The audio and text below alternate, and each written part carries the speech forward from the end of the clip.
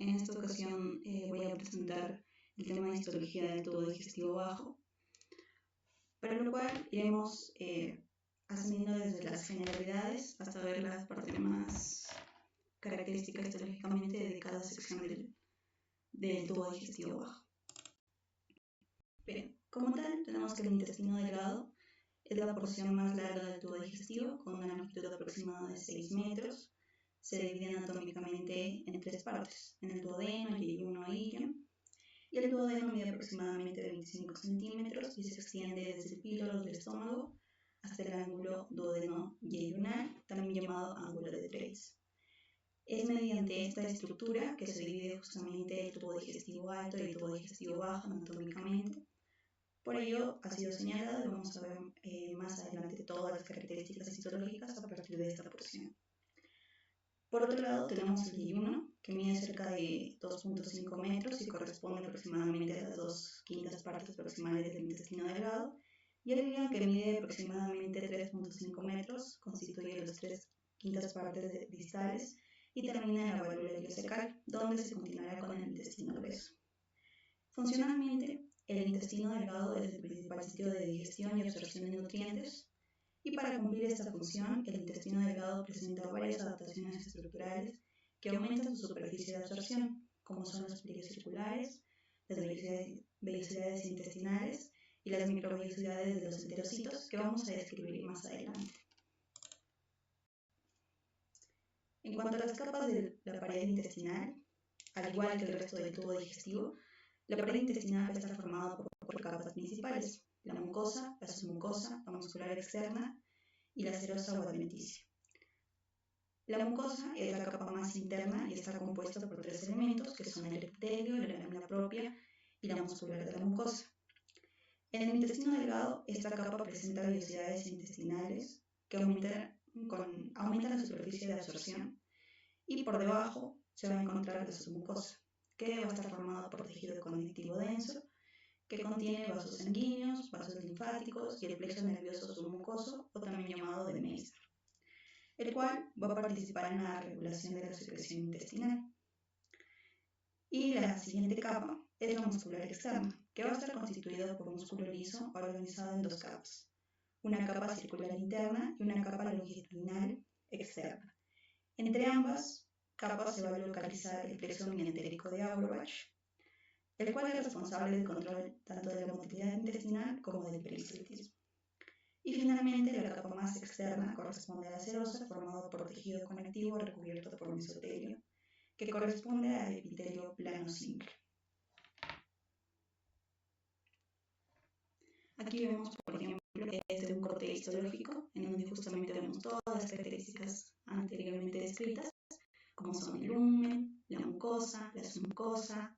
Luego tenemos la muscular interna en sus dos porciones, que lo veremos también más adelante en un corte histológico más detallado, y a la serosa. Y en esta parte del mesentrio igualmente lo tenemos aquí en la representación del corte histológico. Listo. En cuanto a la mucosa del intestino delgado, ya como tal lo vamos a ahondar en esta parte, va a estar formado por tres componentes, que son el epitelio, la lámina propia y la muscular de la mucosa. El epitelio intestinal va a corresponder a un epitelio cilíndrico simple, formado principalmente por células absortivas, llamadas enterocitos también, así como por células caliciformes, las cuales van a secretar mucina y van a contribuir a la protección y a la lubricación de la superficie intestinal. Por debajo del epitelio se va a encontrar la lámina propia, que consiste en tejido conectivo laxo. Esta región va a contener tanto vasos sanguíneos como vasos linfáticos como fibroblastos, y también numerosas células inmunitarias como linfocitos, plasmocitos y macrófagos, lo que va a reflejar la importante función inmunológica que tiene el intestino, que vamos a hablar también más adelante. Asimismo, la muscular de la mucosa es una capa delgada de músculo liso que va a permitir movimientos locales de la mucosa, facilitando así el contacto entre el epitelio y el contenido luminal. Una característica distintiva del intestino delgado va a ser la presencia de las vellosidades intestinales, que son proyecciones digitiformes de la mucosa hacia la luz intestinal, y estas estructuras incrementan considerablemente la superficie de absorción. Entre las vellosidades, justamente vamos a localizar a las glándulas intestinales, también llamadas criptas del Lieberkühn, que son glándulas tubulares simples que participan en la secreción intestinal y en la renovación continua del epitelio. Justamente aquí tenemos las vellosidades intestinales y a sus características, y como tal, como dije anteriormente, las vellosidades intestinales van a ser proyecciones digitiformes de la mucosa y se van a extender hacia la luz del intestino delgado, ¿no? Estas estructuras van a constituir una de las principales adaptaciones del intestino delgado para que así aumente la superficie de absorción de nutrientes. Y cada vellosidad va a estar recubierta por un epitelio simple cilíndrico, el cual va a estar compuesto principalmente por células absortivas llamadas enterocitos y por células caliciformes, que como ya dije anteriormente secretan mucina y contribuyen a la protección y a la lubricación de la mucosa.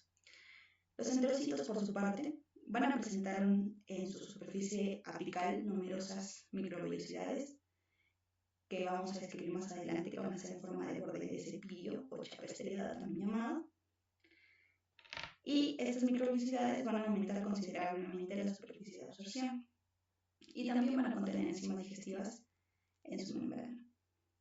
Por otro lado, en el interior de cada vellosidad vamos a encontrar un núcleo de lámina propia formado por tejido conectivo laxo. En esta región va a contener fibroblastos, células inmunitarias, capilares sanguíneos fenestrados y un capilar linfático central denominado vaso quilífero o lacteal. Los capilares sanguíneos van a participar en la absorción de nutrientes hidrosolubles como monosacáridos y aminoácidos, mientras que el vaso quilífero central va a intervenir en el transporte de lípidos, los cuales han sido absorbidos en forma de kilomicrones hacia el sistema linfático. Además, la lámina propia va a contener fibras de músculo liso provenientes de la muscular de la mucosa, los cuales se van a extender hacia el interior de la vellosidad, y la contracción de estas fibras musculares va a producir movimientos de acortamiento de la vellosidad, lo que va a facilitar el drenaje linfático del vaso quilífero y mejorará la absorción de nutrientes posteriormente. Cabe mencionar también que las vellosidades presentan una altura y forma variable según la región del intestino delgado. Por ejemplo, en el yeyuno suelen ser más largas y delgados, mientras que en el ilion tienden a ser más cortos. Y en conjunto, las vellosidades intestinales van a constituir en sí una estructura la cual va a ser fundamental para la absorción eficiente de los nutrientes en el intestino delgado. En cuanto a las criptas del Lieberkühn, o también llamadas las glándulas, son como tal glándulas tubulares simples que se van a extender desde la superficie del epitelio intestinal hacia la mucosa, hacia la muscular de la mucosa, atravesando toda la lámina propia. Y estas criptas van a estar revestidas por epitelio cilíndrico simple, el cual va a ser continuo con el epitelio de las vellosidades intestinales. Las criptas van a representar también un compartimiento proliferativo del intestino delgado, y acá en su interior vamos a localizar células madre intestinales, las cuales son responsables de la renovación constante del epitelio. Y el epitelio intestinal presenta uno de los mayores recambios celulares del organismo. Las células recién formadas en la base de la cripta van a migrar progresivamente hacia las vellosidades, y es ahí donde se van a diferenciar completamente. Y bueno, estas células maduras se van a eliminar por descamación en la punta de las vellosidades, y este proceso de renovación va a ocurrir aproximadamente cada 3 a 5 días. Asimismo, dentro de las criptas van a encontrarse diversos tipos celulares especializados, como son los enterocitos, por ejemplo, que son las células absortivas del intestino, Estas células van a migrar desde las criptas hacia las vellosidades y van a participar principalmente en la absorción de nutrientes como monosacáridos, aminoácidos y lípidos. Y también se van a encontrar las células caliciformes, que van a secretar mucina, la cual es una glucoproteína, que al hidratarse va a formar el moco intestinal. Y este moco va a proteger el epitelio contra el daño mecánico, químico e incluso contra microorganismos. Por otro lado, también tenemos las células enteroendocrinas, que van a formar parte del sistema endocrino difuso del tubo digestivo. Estas células van a liberar diversas hormonas que regularán la digestión, como son la colecistocinina, cuya función principal va a ser estimular la contracción de la vesícula biliar, promoviendo la liberación de bilis hacia el intestino, y también va a estimular la secreción de enzimas digestivas por el páncreas y disminuirá el vaciamiento gástrico. Por otro lado, tenemos la secretina, que estimula el páncreas para que libere el bicarbonato, y esto va a ayudar a neutralizar el quimoácido proveniente del estómago y a crear un pH adecuado para la acción de las enzimas pancreáticas. Tenemos el GIP o péptido inhibidor gástrico, que estimula la liberación de insulina por el páncreas cuando hay glucosa en el intestino y al mismo tiempo va a disminuir la secreción ácida del estómago. Y la motilina, que la motilina va a participar en la regulación de la motilidad gastrointestinal, especialmente en los movimientos peristálticos durante el ayuno. Asimismo, en las bases de las gritas vamos a encontrar las células de Paneth. Estas células son especializadas en la defensa antimicrobiana del intestino. ¿Y por qué? Esto va a ser debido a que poseen gránulos citoplasmáticos muy eosinófilos que van a contener justamente sustancias antimicrobianas. Una de estas tantas sustancias es la lisozima, la cual va a destruir bacterias al romper los enlaces del peptidoglucano de la pared celular bacteriana, debilitando la estructura de la bacteria y provocando su lisis. Otra sustancia producida por las células de Paneth son las defensinas, los cuales son pequeños péptidos antimicrobianos capaces de perforar la membrana de bacterias y otros microorganismos, generando poros que provocan muerte celular. Asimismo, estas células de Paneth también van a secretar fosfolipasa A2, la cual es una enzima que hidroliza los fosfolípidos de las membranas bacterianas, contribuyendo a la destrucción de los microorganismos. En la base de la cripta también podemos observar a las células madre, las cuales van a dar diversas señales moleculares que regularán la proliferación y la diferenciación celular. Entre estas señales que dan estas células madres, destaca la vía de señalización WNT, que es un sistema molecular que va a controlar la división celular y va a mantener activas las células madres intestinales. Y cuando esta vía funciona correctamente, permite la renovación normal del epitelio. Sin embargo, si es que hay algún tipo de alteración en esta señalización, en esta vía, puede generar o va a contribuir en sí al desarrollo de tumores intestinales, como el cáncer colorectal. Y bueno, es por ello que las vellosidades intestinales justamente van a representar un comportamiento funcional de absorción por su parte, y las criptas del Lieberkühn van a representar el comportamiento proliferativo.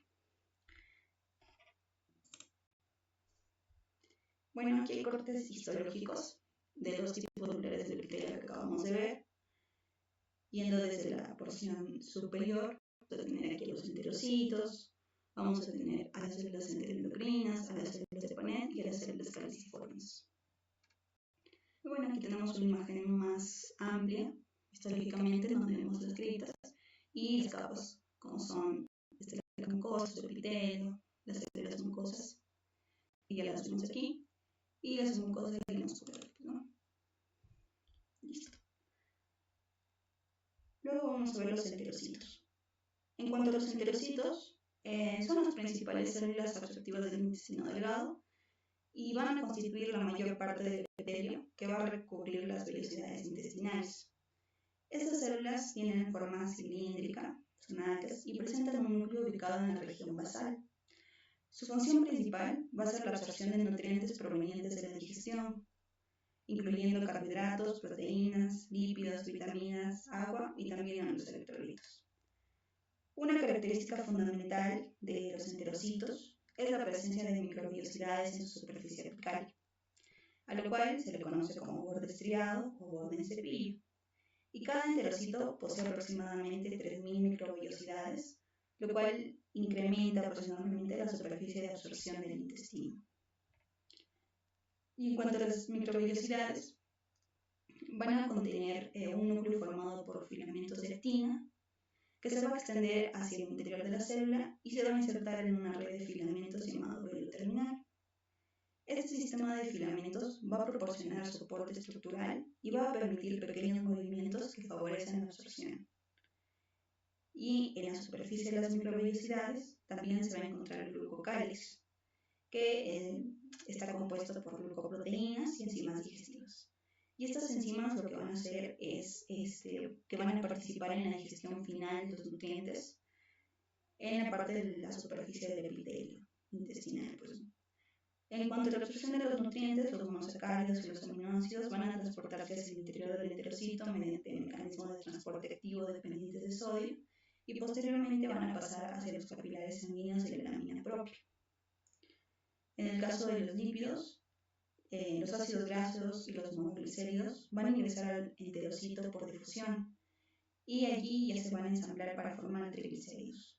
Y esos triglicéridos se van a combinar con proteínas para formar los kilomicrones, los cuales ya posteriormente van a poder ser liberados hacia el vaso aquilífero central, que es el que vimos hace un momento, y es allí en donde va a ingresar al sistema linfático. Asimismo, los enterocitos también presentan pliegues laterales en su membrana plasmática, los cuales aumentan la superficie de transporte y facilitan el movimiento de agua y solutos hacia el espacio intracelular. Y además de ello, los enterocitos van a estar unidos entre sí mediante complejos de unión, en los cuales van a destacar las uniones ocluyentes, que van a actuar como una barrera selectiva y van a regular el paso de sustancias entre las células. Listo. Por otro lado, tenemos el GAL o el tejido linfoide asociado al intestino, que va a formar parte del sistema inmunitario de las mucosas y va a tener como función principal proteger el organismo contra microorganismos y antígenos presentes en el contenido intestinal, sin generar una respuesta excesiva contra alimentos o contra la microbiota normal propia del intestino. Pues, ¿no?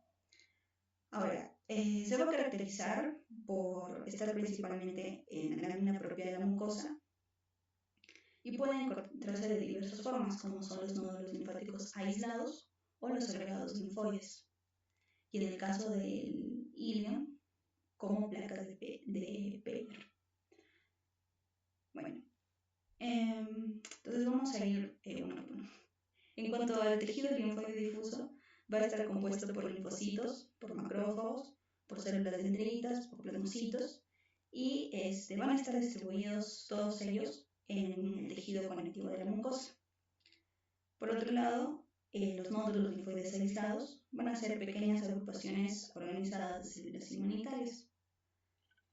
Y una forma más desarrollada de tejido linfoide justamente son las placas de Peyer, que son grandes agregados de nódulos linfoides localizados principalmente en el ilio, los cuales pueden observarse como áreas blanquecinas de la mucosa intestinal, incluso macroscópicamente. Pues, ¿no? Estas placas de Peyer van a estar recubiertas por un epitelio especializado que contiene células M, también conocidas como células con micropliegues. Y estas células M van a cumplir una función fundamental en la vigilancia inmunológica del intestino, como ya vimos hace un rato. Estas células lo que van a hacer, van a captar el antígeno, las bacterias y otras partículas que estén presentes en la mucosa intestinal mediante endocitosis. Luego los van a transportar a través del epitelio hacia las células inmunitarias que se encuentran en la lámina propia, y de esa manera las células inmunitarias van a reconocer estos antígenos y van a activar una respuesta inmunitaria. Una característica importante de esta inmunidad intestinal, dado por el GALT, es justamente la producción de inmunoglobulina A, ya que la inmunoglobulina A es el principal anticuerpo presente en las mucosas, y esta inmunoglobulina es producida por los plasmocitos ubicados en la lámina propia, y luego va a ser transportada a través de los enterocitos hacia la superficie intestinal mediante un proceso llamado transcitosis. Una vez allí, ya en el proceso intestinal, la inmunoglobulina A se va a unir a bacterias, a virus, a toxinas, y lo que va a hacer es que va a impedir que estos microorganismos se adhieran al epitelio intestinal y van a evitar la invasión de estos microorganismos justamente. Es por ello que el GALT se dice que es la defensa inmunológica de la mucosa intestinal, ya que permite el reconocimiento de los antígenos provenientes de la luz intestinal. Bueno, y ahí se ven cortes histológicos, tanto de tejido linfoide difuso como de tejido linfoide nodular, como de las placas de Peyer. En el caso del tejido linfoide difuso, tenemos justamente los linfocitos en la lámina propia, señalados de color amarillo, al igual que los tejidos linfoides nodulares, como son los folículos linfoides, y las placas de Peyer, que ya son los agregados linfoides en la parte del hígado, que justamente esto es característico propiamente del hígado, y es la placa de Peyer una característica histológica importante para poder diferenciarlo al ilion del yeyuno o del duodeno. En cuanto a la capa submucosa, la capa submucosa va a estar formada principalmente por tejido conectivo denso y regular y va a proporcionar soporte estructural a la mucosa. Va a contener vasos sanguíneos, vasos linfáticos y fibras nerviosas, como es el plexo submucoso de Meissner, el cual pues forma parte del sistema nervioso entérico. Y este plexo submucoso va a participar en la regulación de la secreción intestinal, del flujo sanguíneo local y también en la actividad de las glándulas intestinales. Y una característica distintiva del duodeno es la presencia de glándulas submucosas llamadas glándulas de Brunner. Estas glándulas son glándulas tubulares ramificadas que van a secretar un moco alcalino rico en bicarbonato. Y el pH de esta secreción, como es relativamente alto, va a ser fundamental para neutralizar el quimoácido, el cual es proveniente del estómago. Y pues como se ha neutralizado este quimoácido, ya no va a haber un daño del duodeno por el ácido gástrico. Y por eso las glándulas de Brunner son importantes porque van a ayudar a proteger la mucosa del duodeno para que no exista este daño por este quimoácido.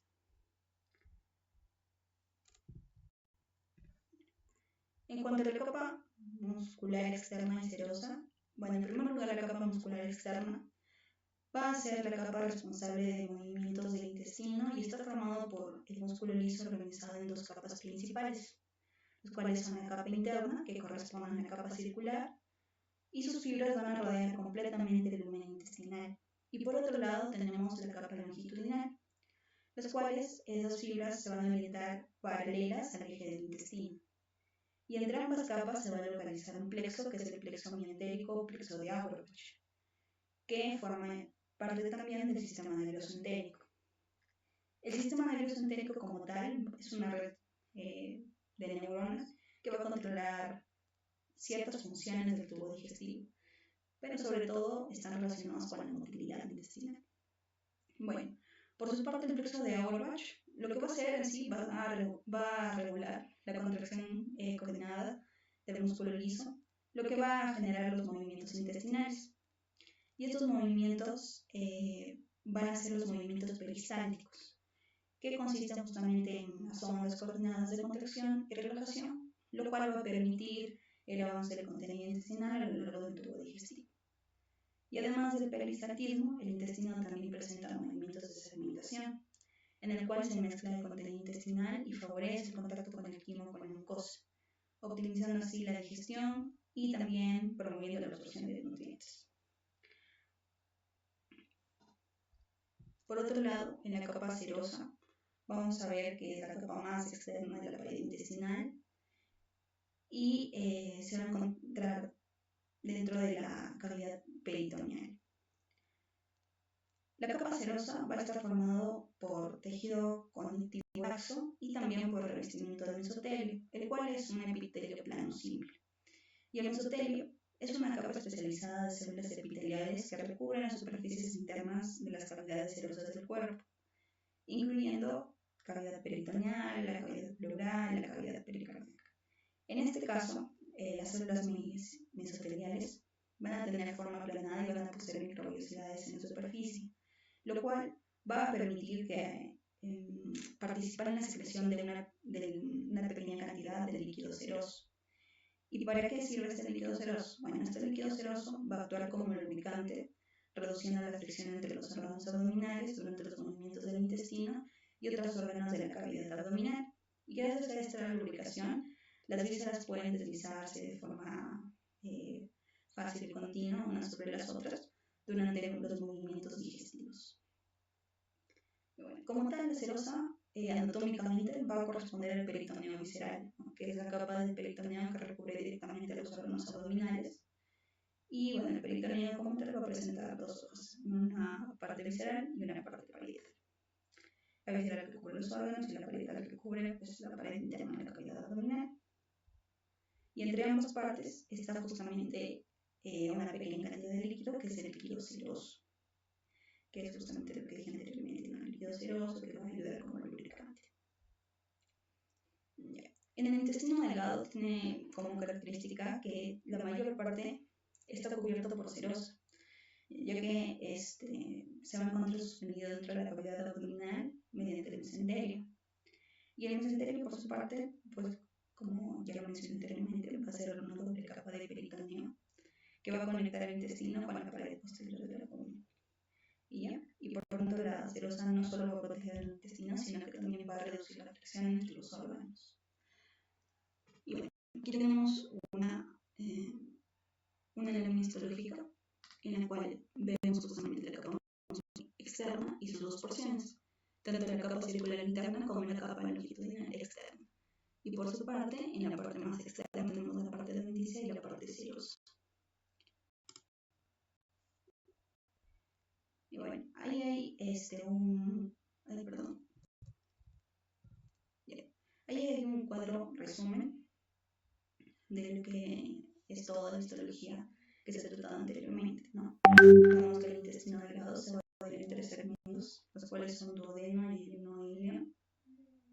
Y cada una de estas partes van a presentar características histológicas propias.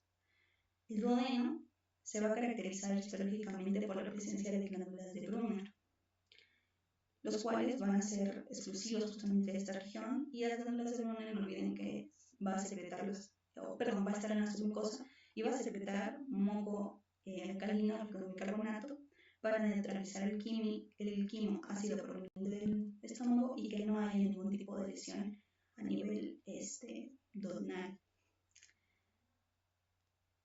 Además, en el duodeno, las vellosidades intestinales van a estar relativamente anchas y con forma de hoja, y van a tener pliegues circulares que pueden ser menos prominentes que en el yeyuno. Y en el yeyuno, bueno, va a ser la porción media del intestino delgado, va a tener como característica distintiva las vellosidades intestinales largas y delgadas, lo que va a aumentar considerablemente justamente la superficie de absorción. Y además, en el yeyuno, los pliegues circulares o válvulas van a estar muy desarrollados. Estos pliegues en sí van a ser formados tanto por la mucosa como por la submucosa y van a permitir aumentar aún más la superficie de absorción. Y bueno, obviamente, a diferencia del duodeno, el yeyuno no posee glándulas de Brunner, ¿no? Porque eso es propio solamente del duodeno. Y en cuanto al ileón, bueno, es la porción final del intestino delgado y se va a caracterizar por la presencia de abundante tejido linfoide. Y en esta región vamos a tener agregados de nódulos linfoides conocidos como las placas de Peyer, que forman parte del tejido linfoide asociado al intestino.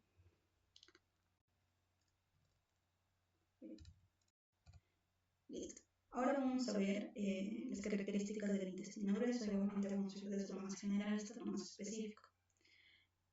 El intestino grueso como tal va a corresponder a la porción final del tubo digestivo y se va a extender desde la válvula ileocecal hasta el conducto anal.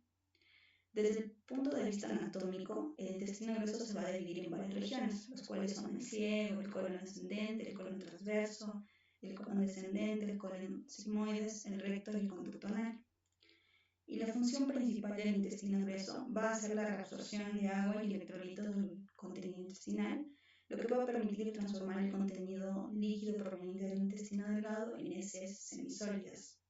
Y otra función importante también que tiene el intestino grueso es el almacenamiento temporal de las heces antes de su eliminación. Bueno, en cuanto a sus características histológicas, el intestino grueso presenta la misma organización general de capas que el resto del tubo digestivo, ¿no? Que son la mucosa, la submucosa, la muscular externa y la serosa o adventicia. No obstante, hay diferencias histológicas o características histológicas para diferenciarlos, por ejemplo, del intestino delgado. Una de las cuales es que el intestino grueso no presenta vellosidades intestinales. En su lugar, más bien tiene la mucosa, va a contener numerosas criptas intestinales profundas, que son llamadas pues las criptas del Lieberkühn, que se van a extender hacia la lámina propia. Y otra característica distintiva que tiene el colon son la gran cantidad de células caliciformes. En el caso del intestino delgado, las células predominantes eran los enterocitos. En cambio, en el caso del intestino grueso, las células predominantes son las células caliciformes. Y bueno, esas células caliciformes, como ya mencioné, en el intestino delgado van a secretar mucina. Y esta se va a hidratar y formar el moco, va a lubricar el contenido intestinal y pues facilitará el desplazamiento de las heces a lo largo del colon en este caso. Bueno, además de ello, el intestino grueso va a albergar una gran cantidad de microorganismos que van a formar parte de la microbiota intestinal, y esta microbiota va a participar en procesos metabólicos como por ejemplo fermentación de residuos alimentarios no digeridos, síntesis de ciertas vitaminas, entre ellas la vitamina K y algunas vitaminas del complejo B.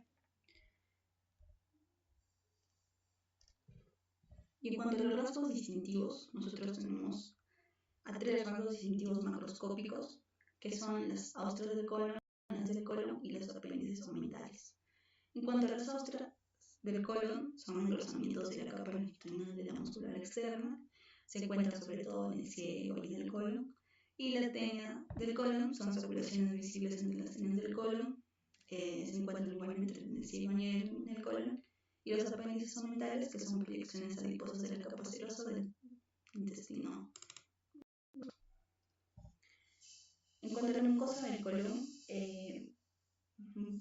va a presentar igualmente una organización histológica similar a la que ya vimos previamente en el intestino delgado, pero obviamente va a tener ciertas particularidades en el caso del intestino grueso.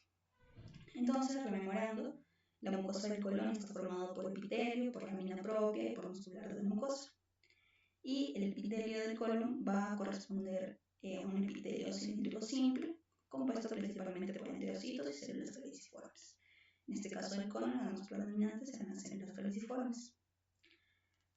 Otra característica es que también la mucosa del colon no presenta las vellosidades intestinales, sino que en su lugar la mucosa del colon va a ser relativamente lisa y va a contener criptas profundas y numerosas, mucho más que en el intestino delgado, las cuales justamente son revestidas por epitelio cilíndrico simple.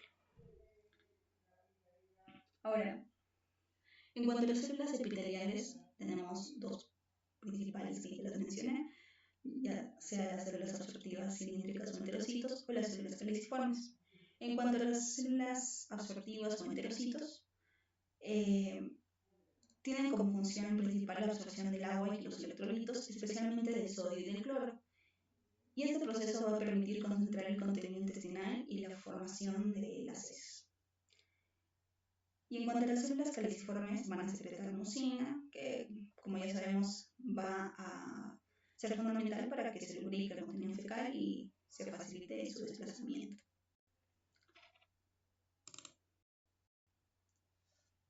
En cuanto a la mucosa del colon,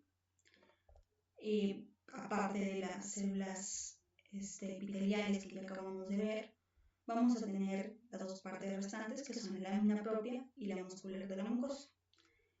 En la lámina propia vamos a tener que es una capa de tejido laxo que se va a encontrar inmediatamente por debajo del epitelio de la mucosa. Y en el colon, esta capa va a estar rodeada de criptas intestinales y va a proporcionar soporte estructural al epitelio. La lámina propia va a contener diversos componentes como vasos sanguíneos, vasos linfáticos, fibras nerviosas y células del sistema inmunitario. Entre esas células pues, van a estar pues, los linfocitos, los plasmocitos, los macrófagos, los mastocitos y los eosinófilos. Y justamente estas células nos van a indicar que el intestino en esta porción también tiene una función o cumple una barrera inmunológica frente a los microorganismos, tal como vimos en el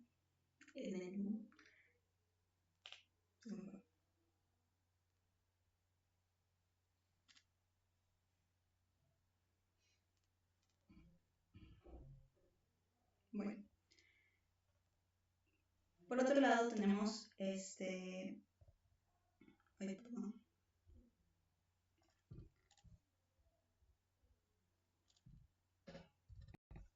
Por otro lado tenemos el resto de las capas de la pared del colon, que son la submucosa, la capa muscular externa y la serosa o la adventicia.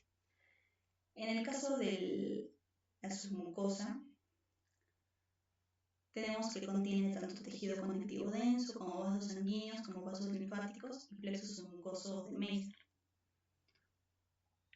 Y las funciones principales van a ser la nutrición de la mucosa, la regulación de la secreción y el control local de la motilidad.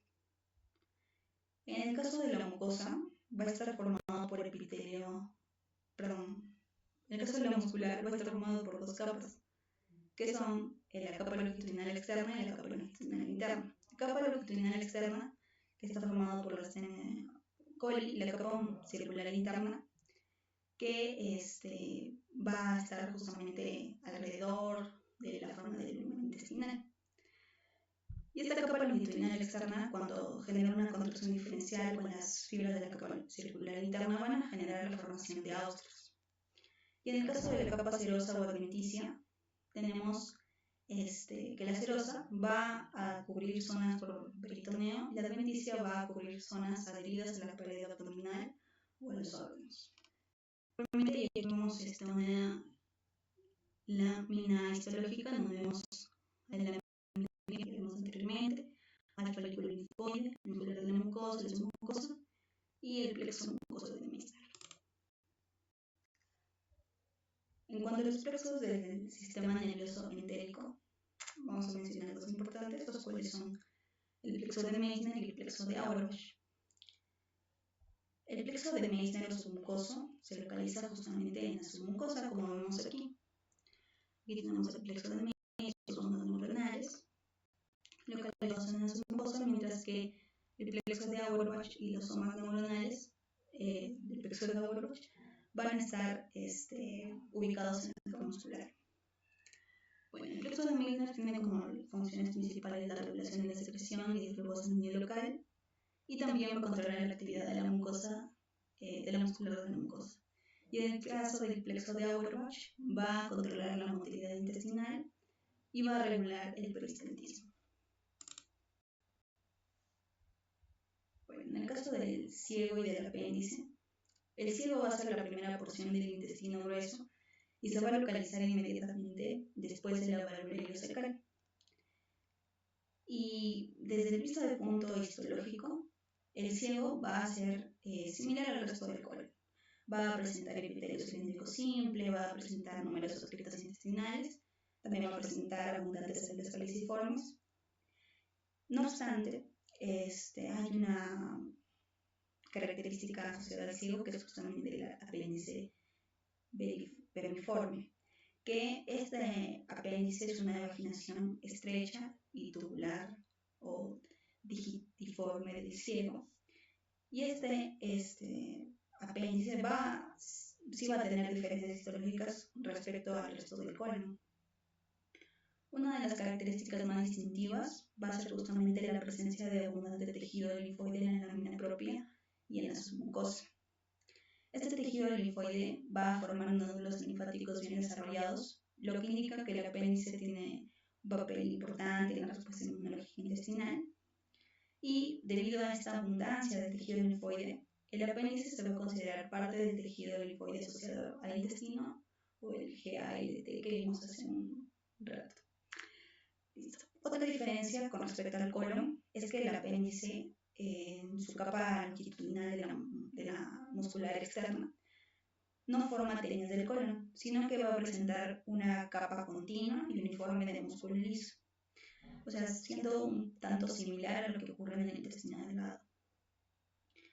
Por otro lado, viéndolo ya desde un punto de vista clínico, el apéndice es importante porque si es que se inflama, cuando el humo se obstruye se va a inflamar, y esto va a dar a una condición conocida como apendicitis. Ahora, esta obstrucción puede ocurrir por acumulación de materia fecal, por tejido cicatrizal o por hiperplasia de tejido linfoide, lo que va a provocar una acumulación de moco, y esto a su vez va a aumentar la presión dentro del apéndice, provocando su inflamación.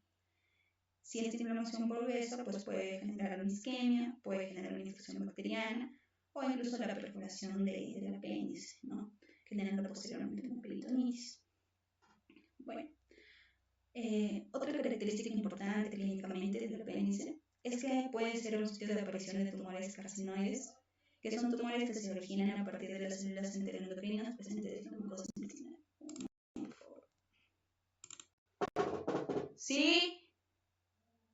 Estoy haciendo, nena.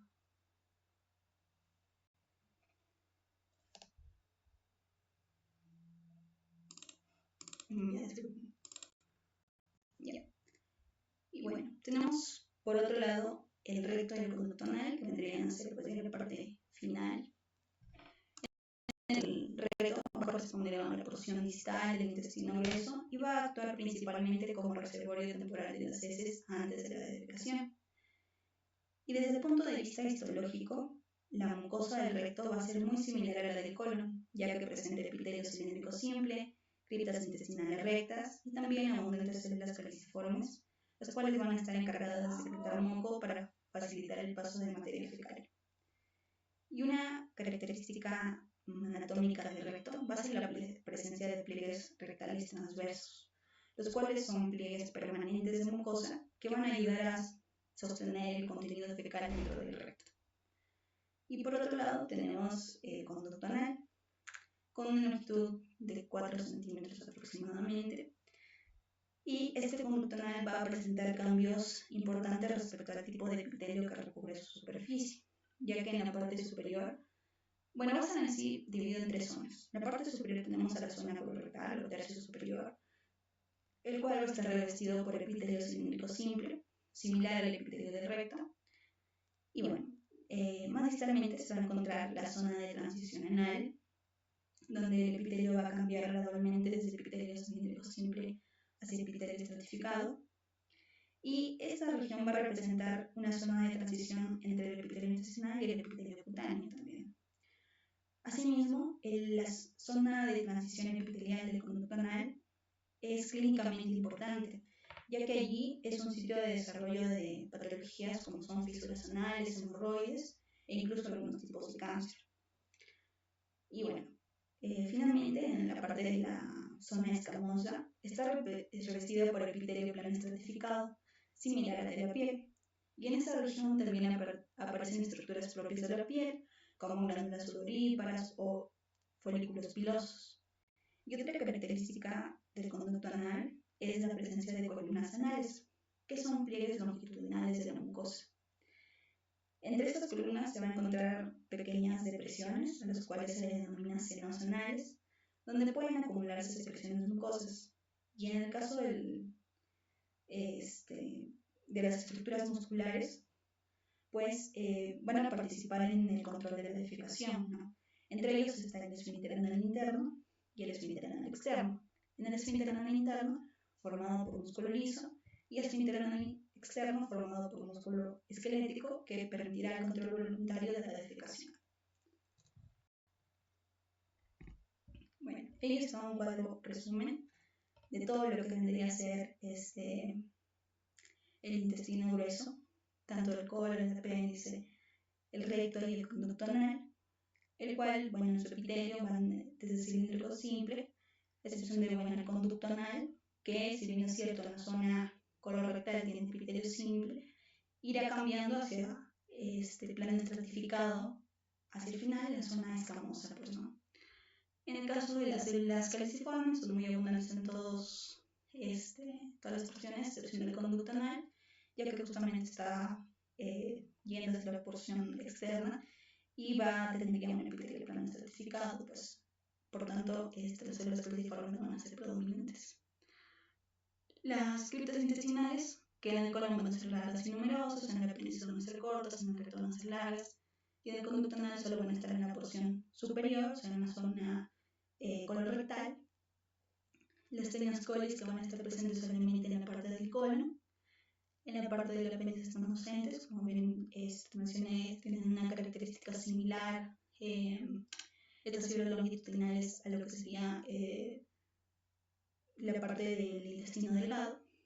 Y el tejido linfoide pues va a ser muy abundante en el apéndice, por tanto también este va a estar dentro de lo que sería GALT, como lo mencioné anteriormente.